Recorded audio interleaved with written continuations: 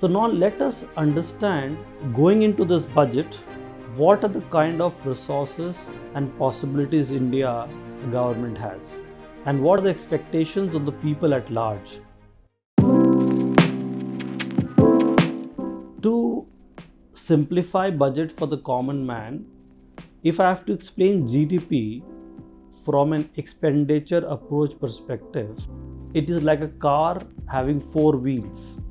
First wheel is the consumption growth. The second wheel is the private sector investment. Third is the government expenditure, and the fourth is your net export, that is export minus import. ये चार wheel सही से चलती है तो GDP India की सही रास्ते में चलेगी और तेज चलेगी। इस मौजूदा हालात में क्या हो रहा है कि पहली जो व्हील है, that consumption in India has slowed down post COVID and after fiscal consolidation. The demand has gone down. So there is a challenge that the government is going to address rather in this budget, is how to boost consumption. The second wheel, that is a private sector investment, is basically corporate sector investing in new plant, machinery and capacity. The current capacity utilization is between 73 and 75%. And we have seen corporate India starts to put new capacities of plants if the capacity utilization reaches between 83 and 85. But unfortunately, the demand has to pick up for them to put up new capacity or increase private expenditure. The third is the government expenditure. Most of the government budget that gets allocated is towards infrastructure spend. My belief that this budget also will reinforce expenditure that is more towards capital growth or capital expenditure and infrastructure growth.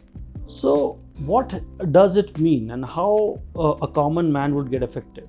See, to boost consumption, the government has to do few things. First, and this is expectation from people, they are expecting a tax rate cut. Now, tax rate cut will help people save more and consume more. The other way to boost consumption would be to do something which increases in employment in the country. Now, employment is a big issue at this point of time, and I think the government will do something to boost in employment. And finally, to boost consumption, India today has a good headroom to do increase some revenue expenditure. In other way, it is called some populist measures also.